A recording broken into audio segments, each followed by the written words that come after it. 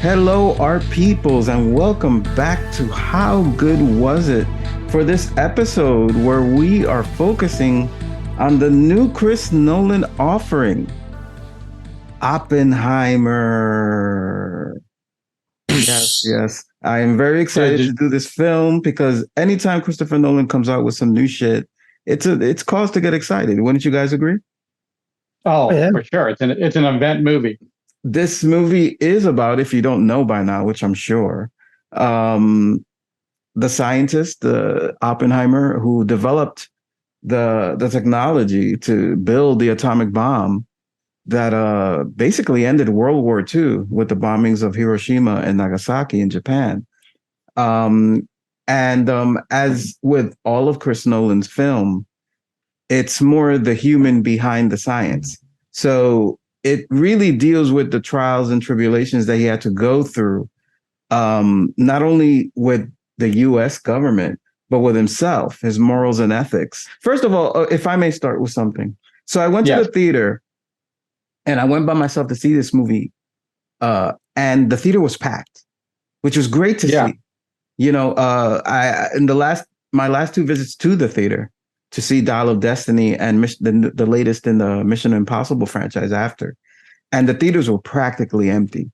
And that was so eerie. So this time I walk into a fully packed theater and I'm like, wow, this movie is really drawing crowds. But then I noticed something. 75% of the people were there were female and they were dressed in pink. Oh, you're in the wrong theater, June. Oh, no. I wasn't in the wrong theater. They're doing back to back. But they're playing Barbie in the same theater. And a lot of the population of that theater was there to see Barbie. Oh, okay. So that was, I know Scott nods his head like, no, it's no. Was Oppenheimer a blonde, like a leggy blonde? June, I think you saw the wrong movie. I think you're about to review the Barbie movie. I did not know Ryan Gosling. Was there any time with a pink airplane that flew by? Damn it! I was wondering what that was all about. It was a pink airplane that dropped the bombs. That explains it all. Yeah, well, it's a huge weekend. I mean, that's what I've been reading about this, because Barbie is expected to open like really big, like 150 million for the first week. Yeah. And Oppenheimer, they're projecting like 70, but Oppenheimer's in less screens than Barbie, and it's an R-rated movie. And normally R-rated movies aren't the big Barbie's PG-13. It's going to draw a bigger audience. So they're extremely happy with both. It's and they compared it to the last big blockbusters that came out, Mission Impossible and Indiana Jones. They both did below what they expected. Yeah, I think they both did like around 50 million. And yeah, it's refreshing to see two original ideas come out, and it's not a sequel, it's not a Marvel movie, so this is great for movies. Wasn't that so many like notable names in this movie, and then some of them appear like almost distractingly scenes. So I think they went a little overboard with the cast. I think that if I had some gripes about this movie is, I like Matt Damon as an actor. I don't need him in this part. It takes me out of Robert Downey Jr., even though I think he was acting really well. He took me out of this movie at times. Like I see his mannerisms where he's very twitchy, and like he's wearing all that makeup. Like I know that's Robert Downey Jr. He was almost unrecognizable. Almost. But for L, I had to tell L that was Iron Man. Well, I mean, they did great makeup job on Robert Downey Jr.'s character, but his mannerisms, and he has a very distinctive way of speaking, the way he phrases words, the way he, so it's like as soon as he opens his mouth, you knew exactly who it was. I actually didn't know that half the cast that was in this movie. I didn't know Florence Pugh was in it. I didn't know. She is definitely in it. Oh, she's in it. There was a kid sitting next to us. He's going to be like 8 years old.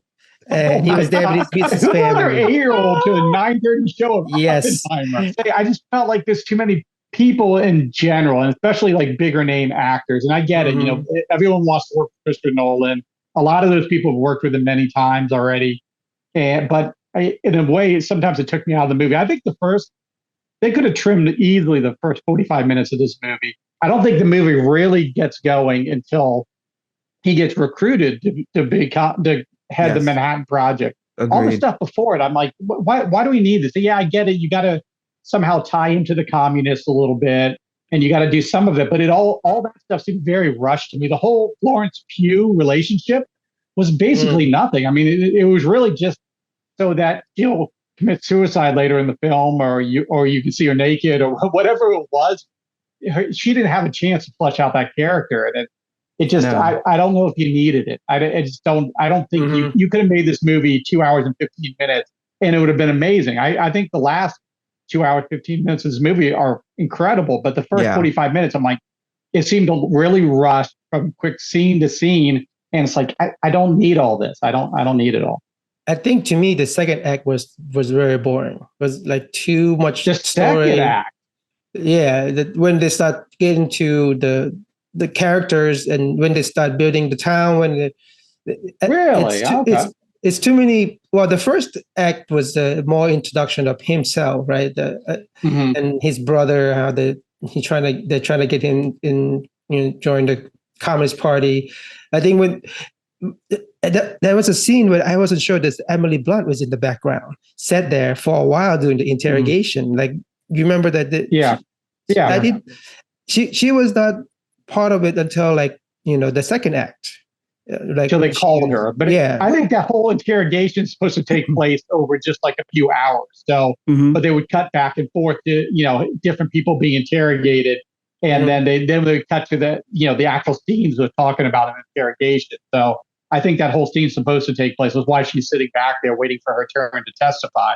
I think it's just, it's just the way that, once again, Nolan's messing with the perception of time. He's popping back and forth. That is his trademark. I mean, as far as his storytelling devices, he jumps back and forth in time. He does that very well. He did it in this movie as well. But I mean, it does sometimes make it a little hard to discern how long these sequence of events are happening for. So that whole, it wasn't an actual trial that they put Oppenheimer in. It was more like closer to a deposition, right? But you don't really know how long that deposition, did it take place over the course of a few days? Was it a few hours? You don't really know. And I mean, at the end of the day, maybe not as important a detail, but it makes it a little bit difficult to follow a timeline, so to speak. Now, I wanted to bring up a point, and I think Joey P would appreciate this. Oppenheimer was quite the pimp. And he's a deadbeat dad. Yes. Thank you, Joey P. Remember the scene where the baby's crying? He fucking took the baby and gave it to someone else. Said, this baby needs to be here for a little while. Well, I think Emily Blunt was even worse. I mean, she'd want nothing to do with those kids.